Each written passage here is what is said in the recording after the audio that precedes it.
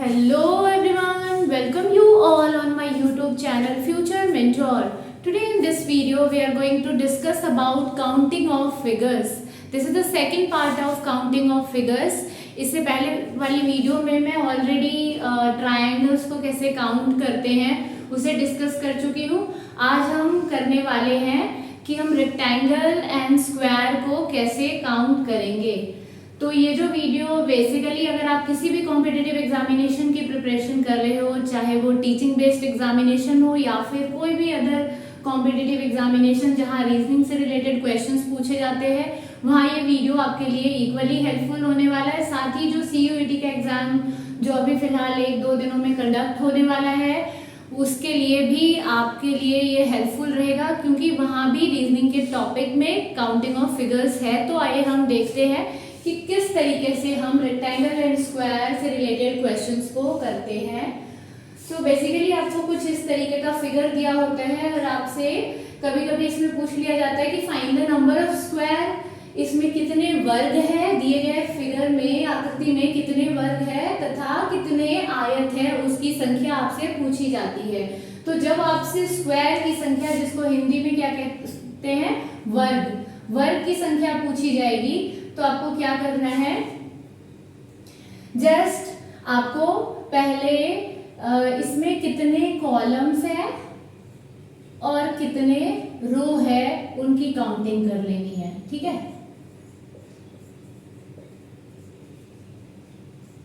क्या करना है आपको, पहले count the number of column as well as the रो.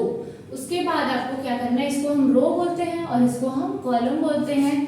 जो रो की जो मैक्सिमम वैल्यू है उसको कॉलम के मैक्सिमम वैल्यू से मल्टीप्लाई करना है.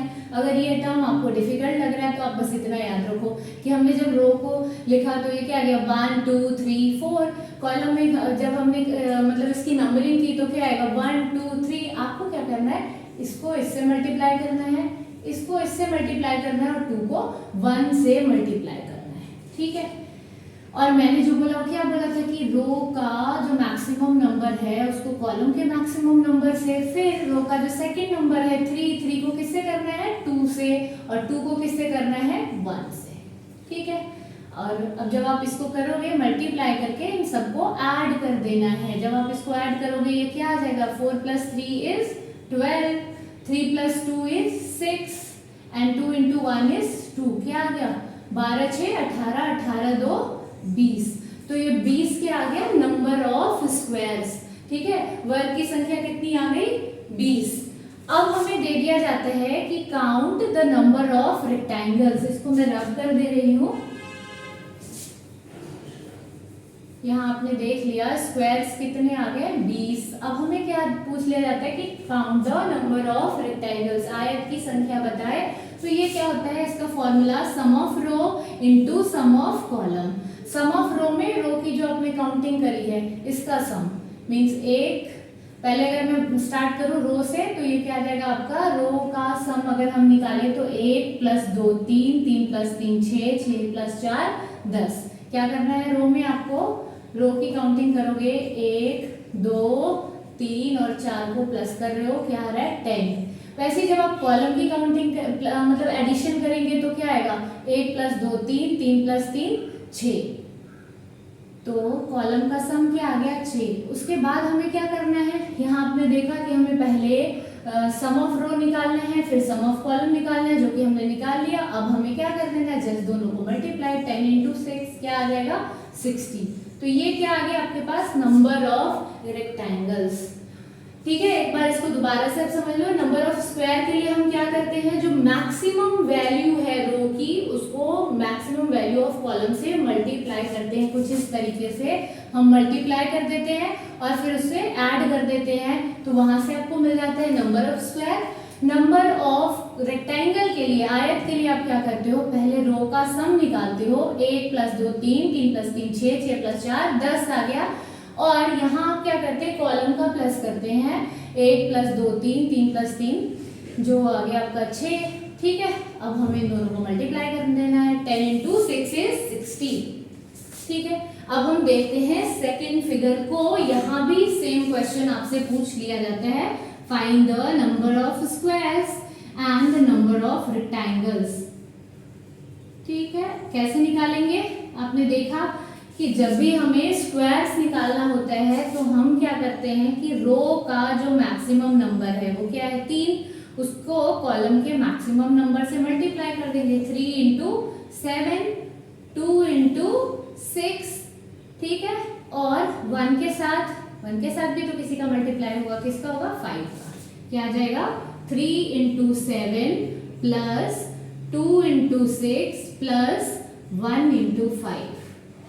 3 7 जा 21, 2 6 जा 12 एंड 1 5 जा 5। क्या आ गया आपका ये 5 2 7 और 1 8 और 2 1 3, 38 स्क्वायर्स होंगे यहाँ टोटल। और जब हमें रेक्टेंगल पूछा जाएगा तो हमें पता है रेक्टेंगल के लिए हम क्या करते हैं रो का सम। तो रो का सम देखो 1 + 2 3, 3 + 3 6 आ जाएगा। Multiply sum of columns, columns का सम 1 + 2 3, 3 + 3 6, 6 + 4 10, 10 + 5 15, 15 + 6 21, 21 + 7 28। 28 को जब आप 6 से मल्टीप्लाई करेंगे तो आपका क्या आ जाएगा रेक्टेंगल। ठीक है, कितने आ गए 168। तो total number of rectangles in the given figure is 168 and the total number of square is 38। Now अब हम देखेंगे इस क्वेश्चन को। इस क्वेश्चन में भी अगेन आपसे क्या पूछा गया squares and rectangle. Again square के लिए रो का मैक्सिमम नंबर एंड कॉलम का मैक्सिमम नंबर, देन 2 के साथ 4 और फिर 1 के साथ क्या आ जाएगा आपका 3 का मल्टीप्लाई आप करेंगे। क्या आएगा 3 into 5 plus 2 into 4 plus 1 into 3। आपने क्या देखा किसके साथ हुआ 3 into 5 plus 2 into 4 plus 1 into 3। ठीक है, ये क्या आ गया 3 5 जा 15 प्लस 2 4 जा 8 प्लस 3 26 है ना। टोटल नंबर ऑफ स्क्वायर्स कितने आ गए 26। अब टोटल नंबर ऑफ रेक्टेंगल के लिए हम क्या करते हैं sum of row into sum of column. तो सम ऑफ रो अगर हम देखें 2 1 3 3 3 6 और सम ऑफ कॉलम क्या आ जाएगा 2 1 3 3 3 6 6 4 10 10 5 15 एंड 15 इंटू 6 इज 90। तो यहाँ आपने क्या देखा स्क्वायर की संख्या कितनी आ गई, वर्ग की संख्या 26 और रेक्टेंगल की संख्या r लिख दिया है मैंने। अगर आपको कंफ्यूजन हो रहा है तो ये इसी का कैलकुलेशन है और रेक्टेंगल के लिए जो कैलकुलेशन है वो ये है, वो क्या आ गया 90। तो यहाँ आपने देख लिया कि किस तरीके से हम निकालते हैं। एक लास्ट क्वेश्चन जो कि इसी पैटर्न पे है, फिर हम मूव करेंगे नेक्स्ट टाइप के क्वेश्चन पे। यहाँ देखो जैसे सिर्फ अगर अपने को रेक्टेंगल निकालने को दिया जाए तो रेक्टेंगल के लिए हम क्या करते हैं sum of row is what 3 and sum of column के लिए कैसे जाओगे 1 + 2 3, 3 + 3 6, 6 + 4 10, 10 + 5 15, 15 इंटू 3 क्या आ गया ये 45। ये आपका आ गया नंबर ऑफ रेक्टेंगल्स। अगर मैं बोलूं नंबर ऑफ स्क्वायर्स कैलकुलेट करो तो वो क्या आ जाएगा 2 का 5 के साथ और 1 का 4 के साथ। तो हम 2 का 5 के साथ करेंगे और 4 का 1 का 4 के साथ करेंगे तो 10 + 4 14। तो total number of squares will be 14 and the total number of rectangles would be 45। तो ये था टाइप 1 जिसमें हमने देखा कि हम किस तरीके से रेक्टेंगल एंड स्क्वायर को कैलकुलेट करेंगे अगर कुछ इस तरीके का फिगर दिया गया होगा। तो अब हम देखेंगे नेक्स्ट टाइप को, मतलब अगर फिगर चेंज हो जाए, आकृति चेंज हो जाए तो आपको कैसे कैलकुलेट करना है, लाइक ऐसे अगर दिया हो तो आप किस तरीके से इसको करेंगे। खैर ये 10th क्वेश्चन है, पहले हम आते हैं 5th पार्ट पे ताकि आपको एक एक करके समझ आए अच्छे से। अगर मान लो कुछ इस तरीके का बॉक्स बना हो और आपसे पूछा जाए कि count the number of squares here, ठीक है। अभी हम सिर्फ बात करेंगे यहाँ पे, इसके लिए हम सिर्फ बात करेंगे किसकी स्क्वायर्स की, ठीक है। तो आप यहाँ देख पा रहे हो कितने स्क्वायर बन रहे हैं 1 2 3 4 और एक ये बड़ा वाला स्क्वायर। तो टोटल नंबर ऑफ स्क्वायर की अगर हम बात करें तो यहाँ कितना बन रहा है आपका 5, ठीक है। तो एक बॉक्स में कितना बन रहा है 5 ही आपको याद रखना है। तो अगर कुछ ऐसी आकृति आ जाए तो कितना बनेगा, कितने बॉक्स बन रहे हैं 1 2, तो टोटल नंबर ऑफ स्क्वायर्स यहाँ कितने बनेंगे 5 + 5 विच इज 10। क्लियर है। अब आपसे इस वाली आकृति में पूछ लिया जाए कि कितने स्क्वायर्स है, find the total number of squares in the given figure, और या फिर हिंदी में लिखा होगा कि कुल कितने वर्ग की संख्या कुल कितनी है दी गई आकृति में। तो आपको क्या करना है, पहले काउंट कर लेना है कि ऐसे वाले फिगर कितने बन रहे हैं। तो अगर मैं यहाँ से स्टार्ट करूँ 1 2 3 और 4, और आपको पता है कि एक फिगर में कितना बनता है 5, तो 4 फिगर में कितना बनेगा 5 × 4 which is 20. तो total number of squares here in the given figure will be 20. Now in this figure 1 2 3 कितनी आकृति ऐसी बन रही है 3, एक में 5 तो 3 में कितने स्क्वायर्स बन जाएंगे 15. So I hope so आपको क्लियर होगा कि जब ऐसी आकृति दी गई होगी तो हमें क्या करना है, सबसे पहले ये याद रखना है। याद क्या रखना है, आप यहाँ देख ही पा रहे हो कितने स्क्वायर्स बन रहे हैं 5, तो एक में 5 बन रहा है तो 2 में कितना बनेगा 10, ऐसी 3 आकृति आ जाए तो 15, ऐसी 4 आकृति आ जाए तो 20, और ऐसी 5 आकृति आएगी तो 20. क्लियर है। तो यहाँ हमने 2 टाइप के क्वेश्चन को करा। Now we will move towards the third type of question which would be like this only. यहाँ आप देख रहे हो कुछ इस पैटर्न में बना होगा और आपसे पूछ लिया जाएगा कि calculate the number of square, दी गई आकृति में वर्ग की संख्या ज्ञात करें। तो क्या करना है, आपको पता है इसमें कितने बन रहे हैं 5, इसमें भी कितने बनेंगे 5, और इसमें भी कितने बनेंगे 5। लेकिन आपको यहाँ ध्यान से देखना है, अगर आप ध्यान से देखोगे तो ये जो है ये कॉमन पार्ट में आ रहा है, ठीक है। वैसे ही अगर आप देखो तो इस वाले स्क्वायर में भी ये पार्ट काउंट हो रहा है और इस वाले में भी काउंट हो रहा है, तो it means this one is also a common part. तो यहाँ आपने देखा कि 2 स्क्वायर जो है वो कॉमन है। तो आपको पहले क्या करना है कि नॉर्मली जो आपने अभी अभी यहाँ देखा कि टोटल कितने ऐसे वाले फिगर में स्क्वायर्स बनते हैं 5, ठीक है। तो यहाँ ऐसे 3 फिगर है तो टोटल नंबर ऑफ स्क्वायर पहले हम कैलकुलेट कर लेंगे। Total number of squares will be what 15, और क्या करना है उसमें से कॉमन पार्ट को एक्सक्लूड कर देना है। तो कॉमन स्क्वायर्स कितने हैं जो दोनों मतलब रिपीट हो रहे हैं, जिनको हम दोबारा से काउंट कर ले रहे हैं, वो 2 है। तो आंसर क्या आ जाएगा इसमें, आखिर टोटल नंबर ऑफ स्क्वायर्स बन कितने रहे हैं तो 13, ठीक है।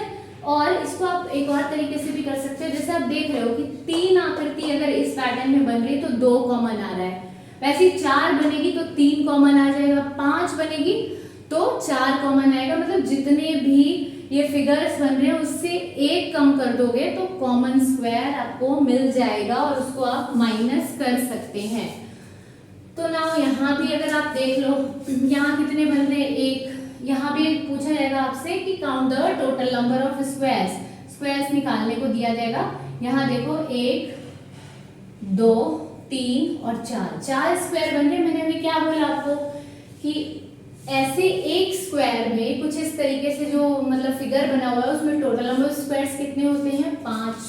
तो यहाँ कितना बन गया 5 5 5 और 5, या फिर डायरेक्टली काउंट कर लो 5 4 जा 20 बनेंगे। एंड देन आपको क्या बताया कि कॉमन कितना होगा, तो जितनी आकृति बन रहे हैं जितने फिगर्स बन रहे हैं उससे 1 कम, 4 बन रहे हैं 4 से 1 कम क्या हो जाएगा 3, और ये आपका आंसर क्या आ जाएगा 17। और यहाँ से भी देख लो 3 कॉमन होगा, एक ये है जो रिपीट हो रहा है इन दोनों में, ठीक है।